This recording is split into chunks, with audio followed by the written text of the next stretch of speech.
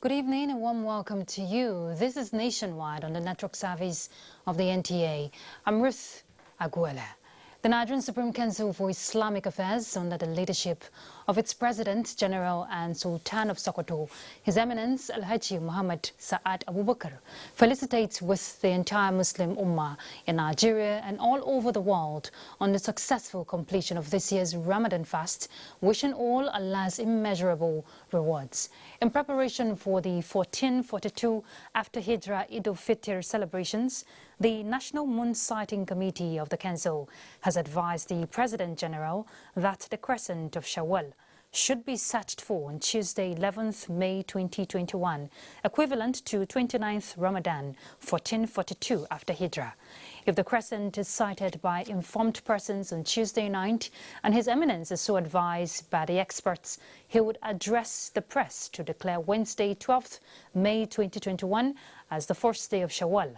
If, however, the crescent is not sighted on Tuesday night, Thursday, 13th May 2021 automatically becomes the first of Shawwal, 1442 after Hijrah. A press statement to that effect would be issued on Tuesday night.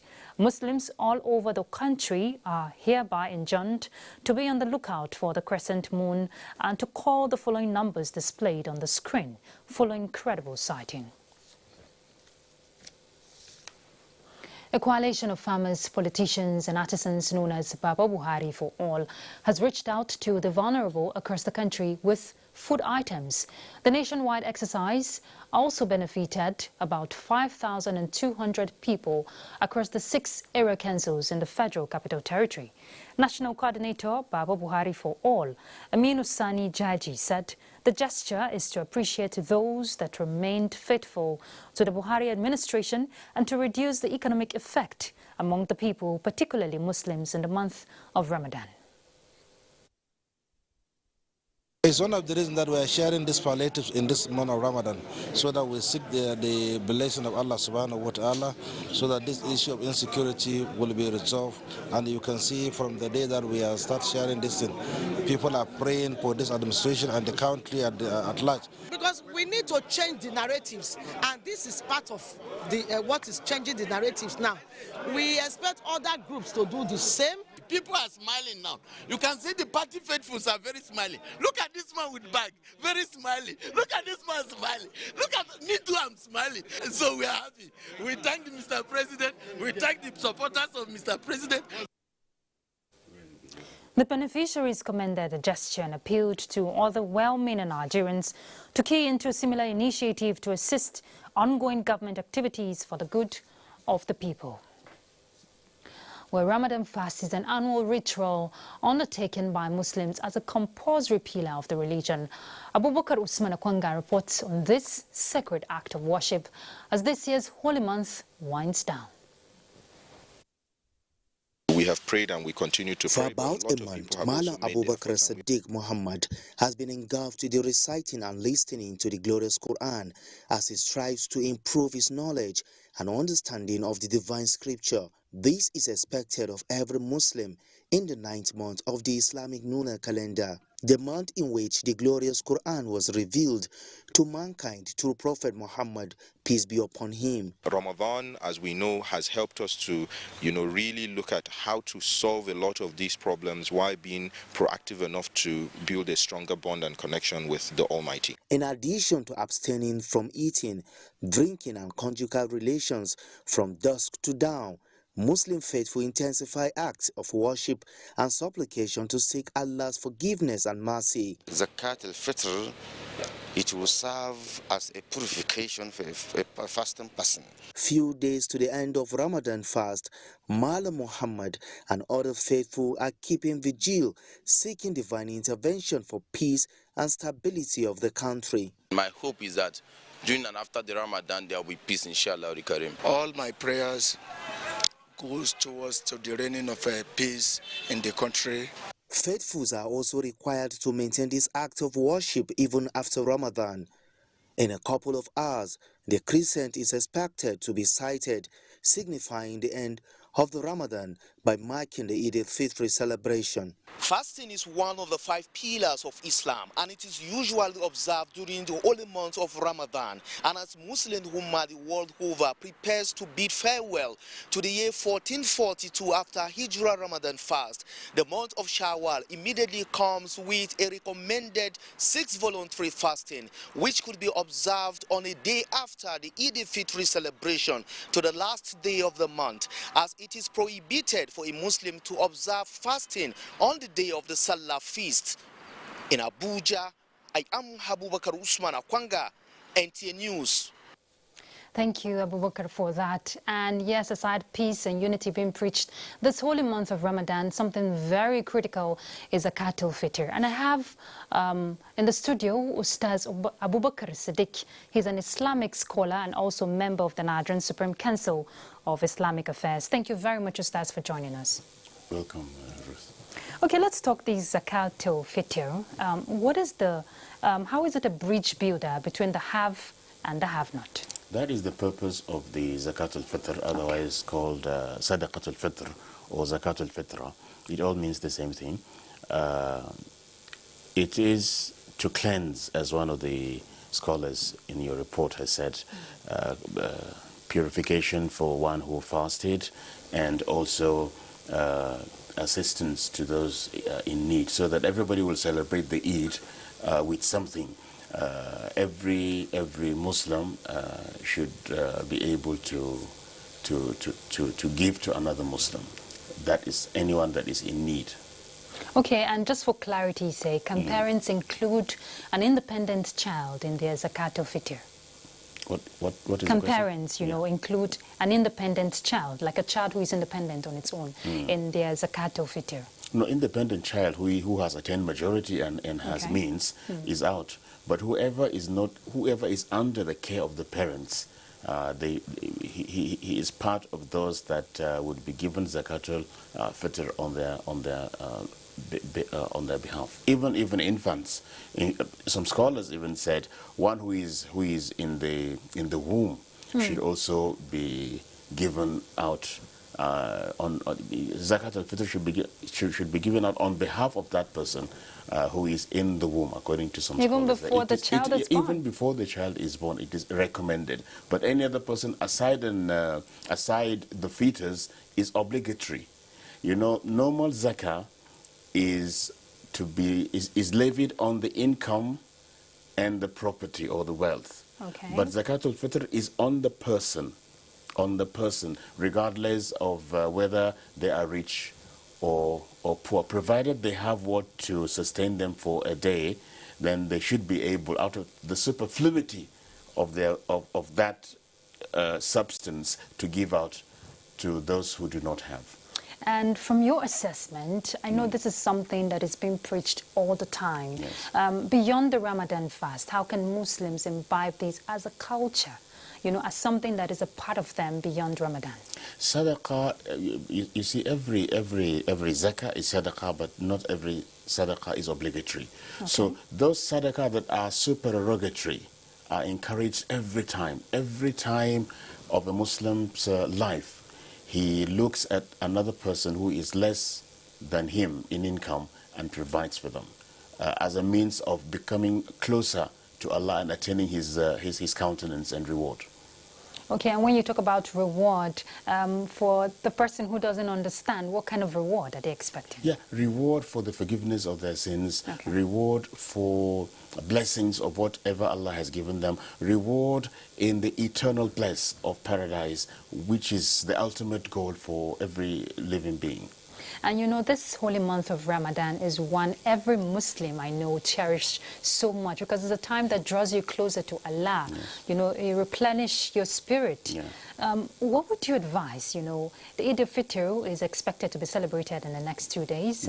What would you advise Muslims in terms of attributing themselves positively, you know, portraying themselves positively, living right? Ramadan is an institution, Ruth. Yes. We are all students in it now, and we are about to graduate in 2 days' time. So after graduation, we should hold our certificates dearly and put into practice whatever we have learned during that learning period of Ramadan. Okay, what is your advice to Nigerians in general?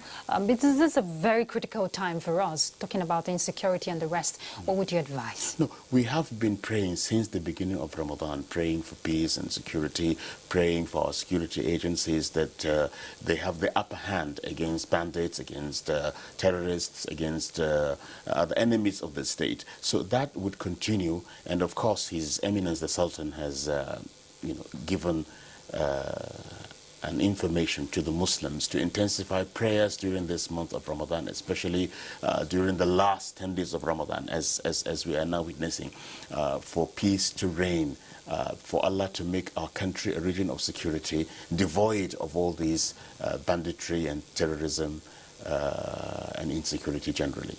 Thank you very much, Ustaz Abubakar Siddiq. We pray that Allah accepts all our supplications. Thank you. Right, he's an Islamic scholar, and we've been talking about Zakat al-Fitr, that is alms given. But let's look at other issues.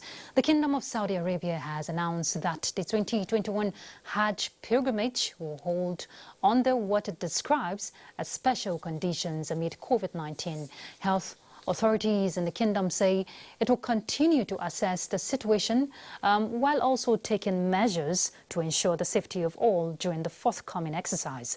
A statement by a spokesman with the Ministry of Hajj and Umrah announced that further details on the operational plans will be announced at a later time.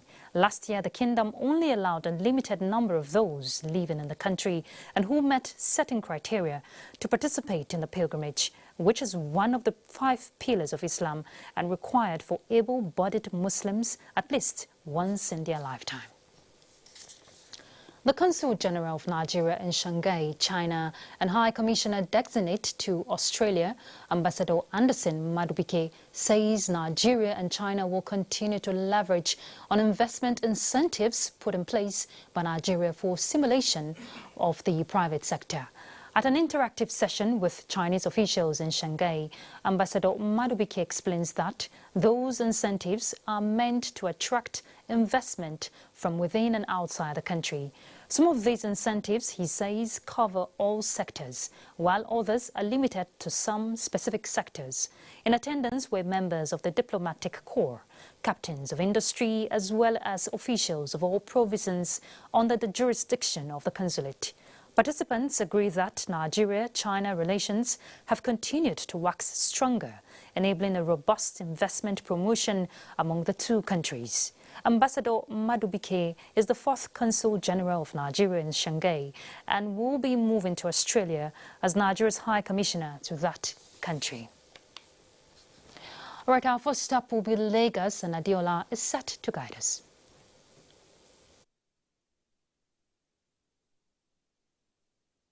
Thank you, Ruth. Traders at Cairo Market have started channeling their emotions and resources towards restructuring and recovery following the fire outbreak, which razed their shops few days back. Although the owner of the market has embarked on reconstruction, the question of who bears the cost remains unanswered, as we hear from Michael Olaleye, who is at the scene to give us an update. Hello, Michael. Thank you, studio. The expectation to start a new week is always high, based on the possibility that new opportunities might be on the way. But the atmosphere here at Cairo Market in Lagos is, however, dull due to the tragic incident of last Thursday, which claimed property worth millions of naira and impeded on traders' source of livelihood. From this place, we feed our children, send them to school. So we need the government to come to our aid, to come and help us, because the loss is too much.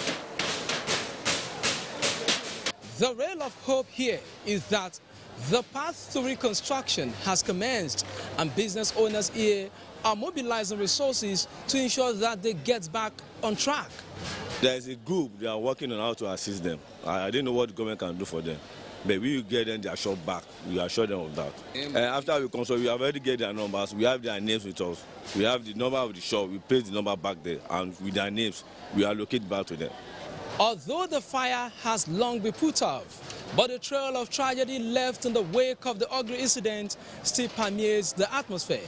And those not really affected are also feeling the pain.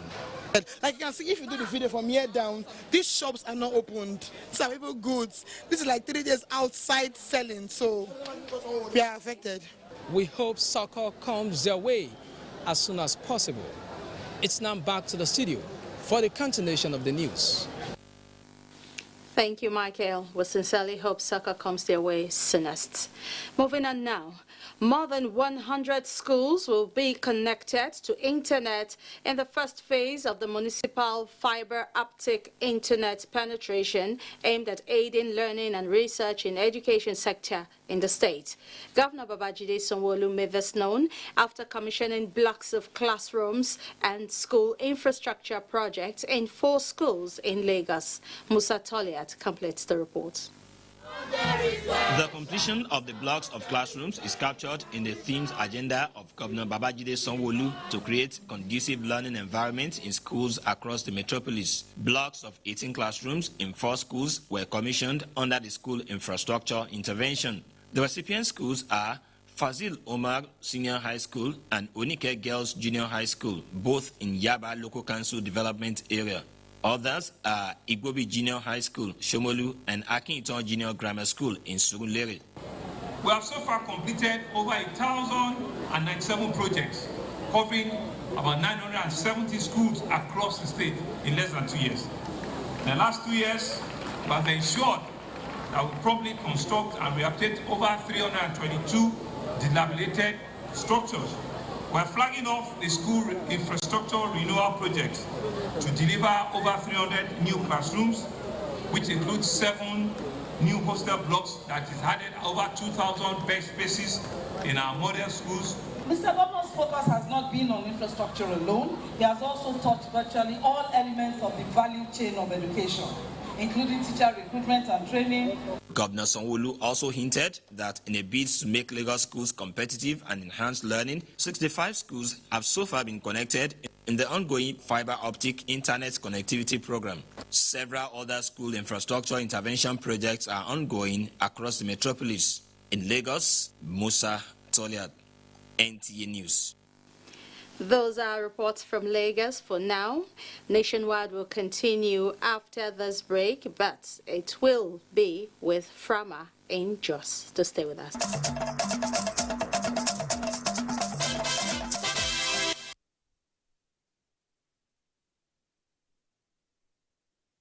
Good evening. This is Nationwide and welcome to Jos. The enactment of the Police Trust Fund Act and Regulation 2020 are indicative of the federal government's effort in repositioning the force to enable it function effectively. The Inspector General of Police, Usman Alkali Baba, stated this in Jos at the graduation of the Tactical Leadership and Command course, which had 44 participants. Grace Akwegotip reports. The course refreshed participants' knowledge on the traditional police duties for higher responsibilities in management level and exposed them to emerging trends in crime.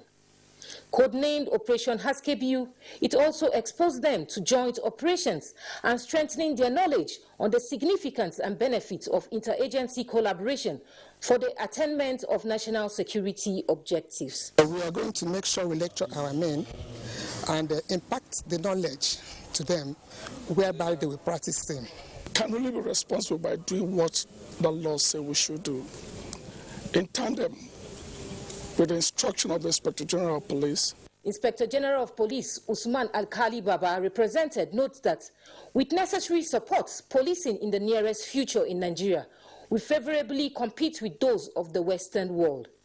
He is determined to make sure that peace will be restored in all the crisis areas in Nigeria, and he's doing his possible best to reach out to have interagency cooperation with other security agents, especially the military, DSS, and others. Other participants emphasized the infrastructural needs of the force to be addressed for effective performance. In Jos, Grace Akwegutip, NTA News. Governor Simon Lalong has lauded the vision of President Muhammadu Buhari in turning around the education sector through various intervention programs. He was speaking while receiving members of the University of Jos Presidential Visitation Panel. Indian and Diabagyang reports.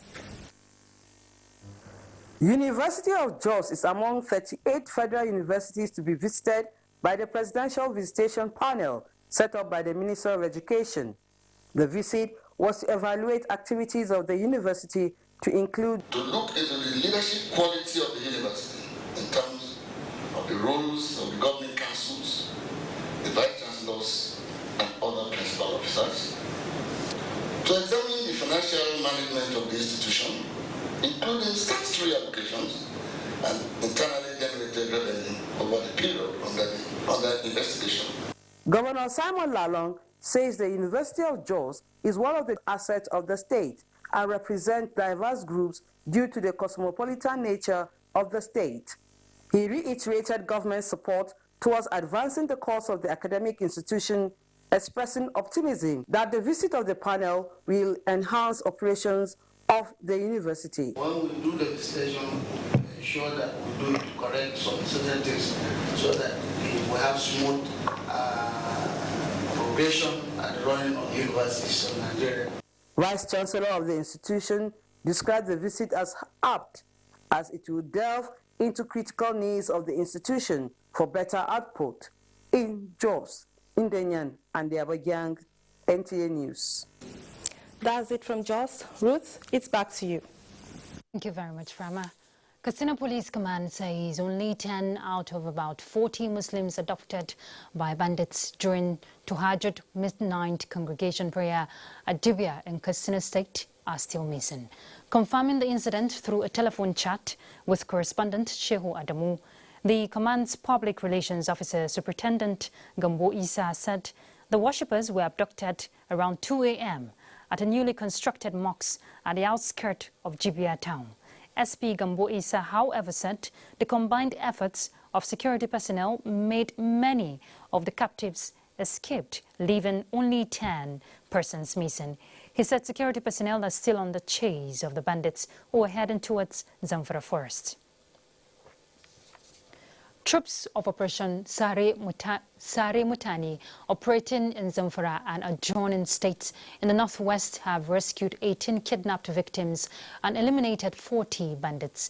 A statement by the Director of Army Public Relations, Brigadier General Mohammed Yarima, says the operation also cleared bandits' camps in Gabia, Bozaya and Mereri in Maru local government area of Zamfara state, while several top bandits leaders were either killed or escaped with bullet wounds. 6,282 rounds of different ammunitions, 8 AK-47 magazine and a motorcycle were among items recovered from the criminals. To strengthen the fight against smuggling, the Katsina Area Command of the Nigerian Customs Service has embarked on the sensitization of border communities to avail them with business opportunities facilitated by the Customs Service to drive the nation's economy. This is coming at a time when operatives of the command intercepted and seized contraband smuggled into the country with duty-paid value of over 50 million naira. Shehu Adamu reports. The renewed commitment of the leadership of the Nigerian Customs Service in the fight against smuggling activities and promote ease of doing business in Nigeria encourage the service commands and formations to embark on the sensitization of stakeholders to boost the nation's revenue base. To achieve this, therefore, the acting controller of the Katsina Area Command of the Nigerian Customs Service, Dalhawada Chedi, met with stakeholders including traditional rulers from 4 border communities along Magama Jibia and Dankama axis to avail them with the business opportunities facilitated by the Nigerian Customs Service. The response we got from them was very, very encouraging, Because they felt if things like this are happening regular, then definitely there are so many things can be avoided. And from our part, we are happy. We tell them about the opportunities from the federal government of Nigeria, the incentives that it's ready for them to utilize. Acting Controller Al-Hawadachi decided the sensitization will be a continuous exercise until the objectives are fully realized.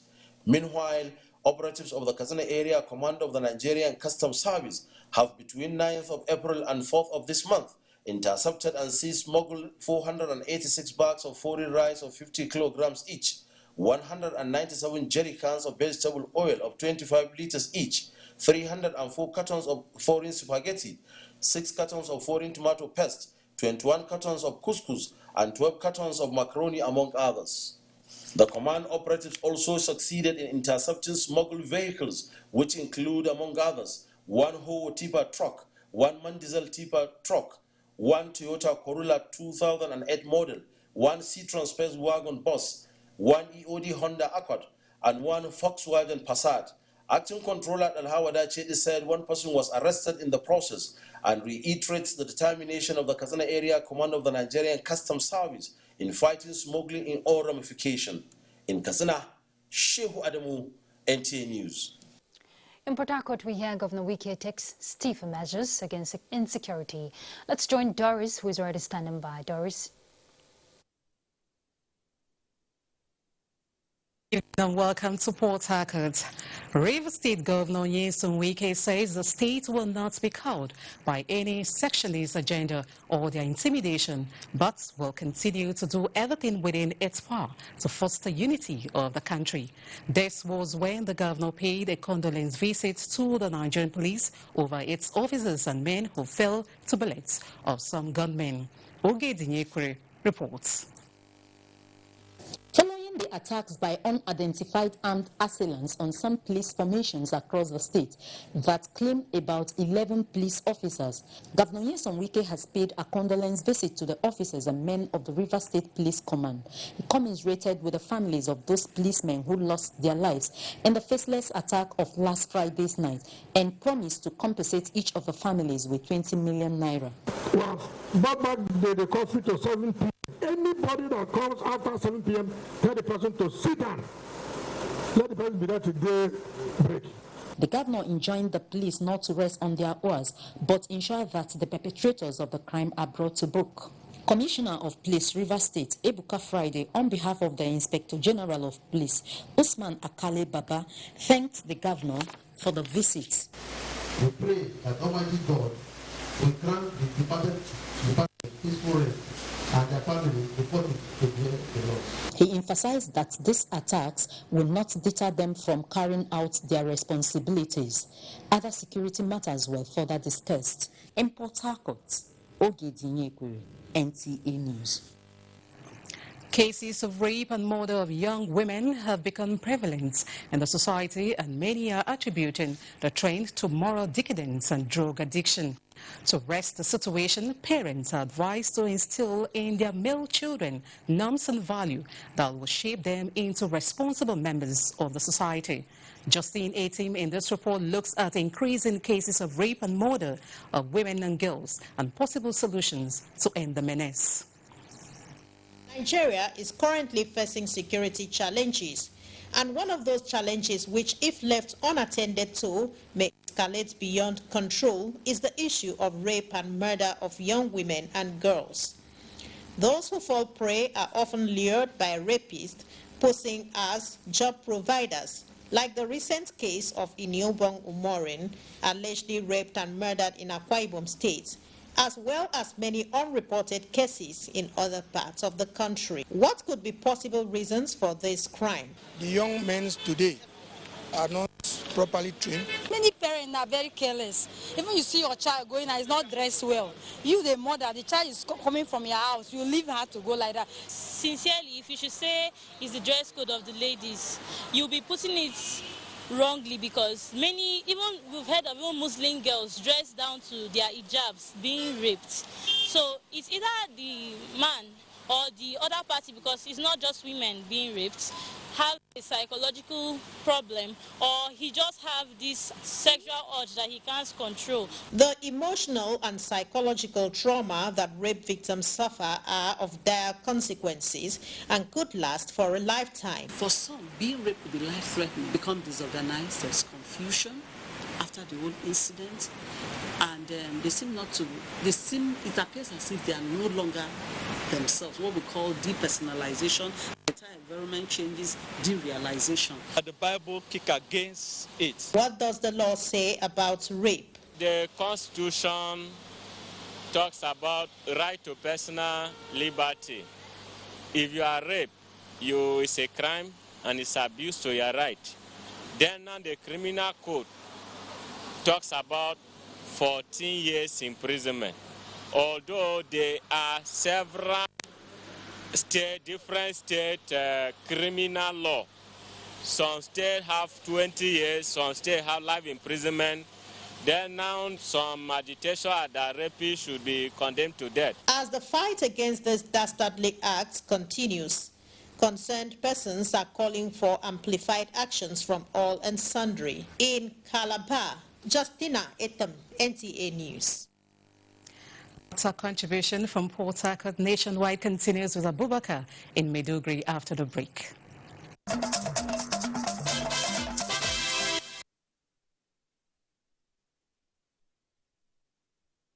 Also nationwide on the Nigerian Television Authority, and this is Maiduguri Zonal Network Center.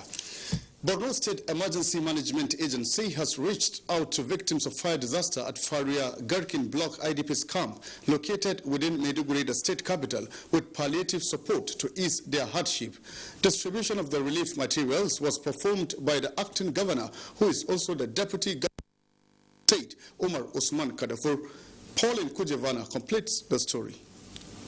Flagging off the distribution of relief materials to the victims of the fire disaster at Faria IDP camp, the state acting governor Umar Usman Gadafur says the state will look into the possibility of providing them with permanent shelter to forestall future occurrence. The acting governor cautioned them to be very careful when using firewood for cooking, considering the nature of the environment they find themselves, which is vulnerable to fire disaster. When we received the news of this unfortunate development, we directed the SEMA to swing into action, and swiftly they came to the site and assessed the damage that has been done.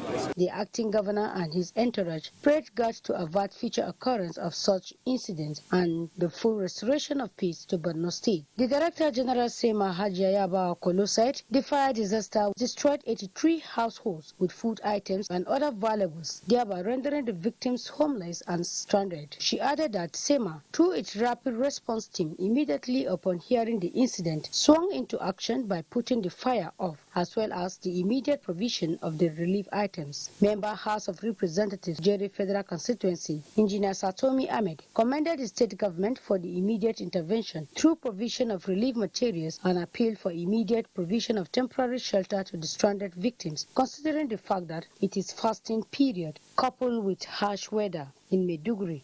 Pauline Kujevana, NTA News. Women wing of the Christian Association of Nigeria, CAN, Borno State chapter, has added its voice in prayer and supplications to God against the incessant killings in the country. The women have been rendering prayers for divine intercession over security challenges bedeviling the Northeast and the entire nation. Here again is Pauline Kujevana with more on that.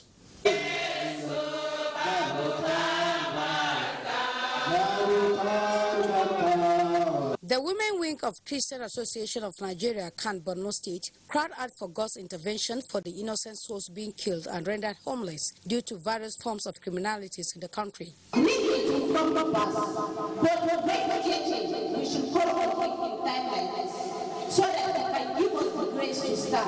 Vice Chairperson of Women Wing CAN Borno State, Comrade Lucy Yunana, dwelt her text from the book of Numbers chapter 14 verse 28 and Proverbs chapter 18 verse 21, charging the faithful to decree calmness to the unrest in the country, and God will surely answer. Will take this great Nigeria to a promise Brother Maxwell Ojo led the women in prayers interceding for mercy and peace upon the land, good leadership and unity of the country, as well as for the vengeance of God upon the enemies of the country.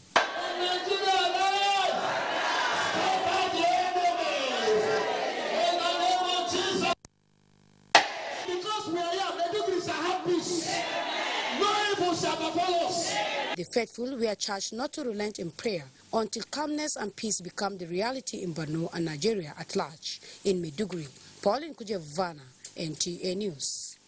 And those are the latest stories at this time from Maiduguri. Ruth in Abuja has more reports for us on Nationwide. Do enjoy the rest of the evening. Thank you very much, Abubakar. You too. Nigeria's National Action Plan on mercury in the artisanal and small-scale mining sector has been successfully completed to promote environmentally friendly gold mining and processing. The action plan was presented alongside national policies on solid and plastic waste management. Let's hear more from Onenge Fineface. Chemical risks in gold mining, poor management of solid and plastic waste, as well as poor water, sanitation and hygiene practices, constitute 29% of the national burden of diseases in Nigeria.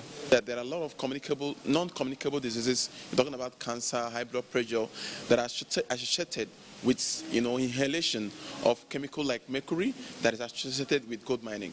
The National Action Plan document on mercury is Nigeria's official fulfillment of its obligation to the Minamata Convention of 2013 to provide a multi-sectoral policy for the elimination of mercury in artisanal and small-scale gold mining. More importantly, it has mapped out a way forward for gold mining and its associated mercury management in the country. This document, together with the national policies on solid and plastic wastes, when implemented, will significantly reduce risks of communicable and non-communicable diseases, as well as promote health and well-being of Nigerians across all sectors. Implementing and mainstreaming this plan into our national development process is a necessity if we are to protect human health and the environment from anthropogenic emissions. The plan was developed by the United Nations Industrial Development Organization in collaboration with the Federal Ministries of Environment, Health and that of Mines and Steels Development. Onengiye Fineface, NTA News. A look at electoral matters. INEC office in Ohafia local government area of Abia State has been set ablaze. The incident occurred late Sunday night, 9th May 2021. There were no casualties on the part of the staff on duty, but the building was completely destroyed. Apart from furniture items, all electoral materials and office equipment were destroyed. INEC National Commissioner for Information, Festus Okoye, says this will not affect the continuous voters registration exercise slated to start from the 28th of June 2021 in the state. However, the incident has been reported to the police for investigation, while an emergency meeting of the Interagency Consultative Committee on Election Security will hold next week to discuss the disturbing trend. The Minister of Transportation, Chibike Rotimi Amechi, has inaugurated a 7-man panel of inquiry to probe the activities of the suspended Managing Director of the Nigerian Ports Authority, Hadiza Bala Usman. At the inauguration in Abuja, the minister called for thorough investigation of activities at NPA from 2016 till date. Oina Kaloka reports. What is wrong in looking at what's happening in NPA? I don't see what is wrong in that. As Minister for Transportation for 4 years, I hardly have known what's happening in NPA, and I want to know now. And the President agreed with me that it's my responsibility as the Minister for Transportation to inquire what is going on. The Minister of Transportation, Chibike Rotimi Amechi, made it clear that the suspended Managing Director of Nigerian Port Authority, Hadiza Bala Usman, has not yet been indicted, but the investigation is to get a clearer picture of activities in NPA. Be diligent. Invite anybody you want to, but please invite the minister if there are infractions that involves the minister. The terms of reference of the panel include examining and investigating the administrative policies and strategies adopted by the suspended MD from 2016 till date. There's so much noise. It's always best to rise above the noise, block your ears, and keep your head down and do what is in the interest of the entire country. Director, Maritime Services, NTA Suleiman Awelu, is the chairman of the panel. To be honest and fair in the discharge of this moral responsibility. After completion, the report is expected to be submitted to the president. Oyinaya Kalu Oka, NTA News. A truck fully loaded with live cartridges skidded off the road and emptied its contents along Oka Road, Onitsha, Sunday morning, causing panic among residents. However, police in Anambra State said it has recovered the fallen truck and its contents. A statement signed by the State Police Public Relations Officer Tochukwu Ikenga said the driver of the truck has been arrested and investigations are ongoing. He urged members of the public not to panic but continue to go about their lawful businesses, even as he solicits for support to help the police and other security agencies combat the prevailing security challenges. Let's take you to Kaduna now, where we hear that the damaged portion of Lagos-Kano narrow gauge that resulted in recent derailment of a goods wagon train in Kaduna has been fixed, with the railway authorities calling on communities along the track to lend a hand of support in protecting the national asset. Haruna Mohammed reports.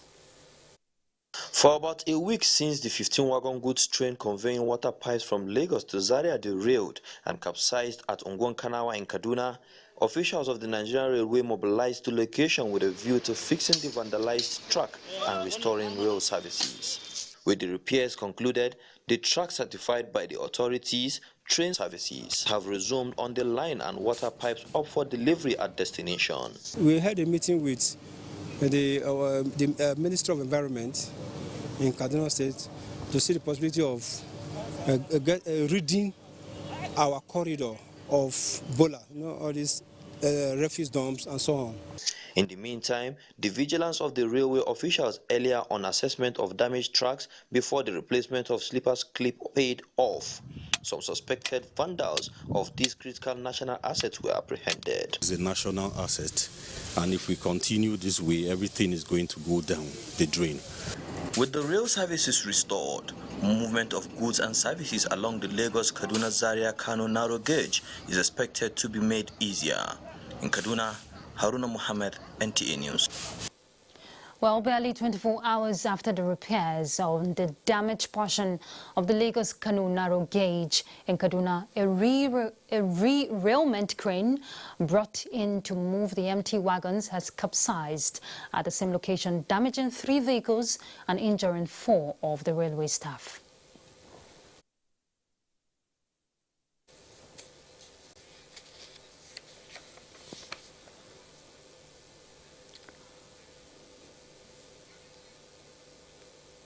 That's a picture of the crane accident there. Nation building is dependent on efficient local government administration.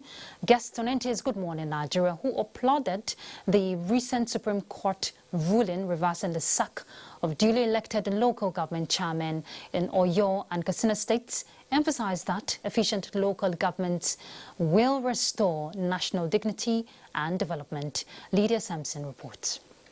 The guest noted that the Apex Court ruling in favor of appellants in the third tier of government only affirms existing laws which need to be enforced. They decried the fact that some state governments have not conducted local government elections for 6 years, describing the trend as constitutional insubordination on the part of state governors. The system of governance in Nigeria under local government shall be by democratically elected government. But as soon as governors come to power and the elected councillors or chairmen are not of their political party, they engage in this kind of constitutional abuse of dissolution. It's about greed. The governors do this because they want to take the funds meant for local government that is in the joint account of local government.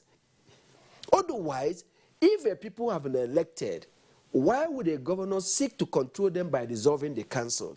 In their opinion, the key to national development is getting it right at the local governments, which are currently being stifled by some state governors. We need to understand what is the current status. In the federal structure called Nigeria, we need the Supreme Court to define that.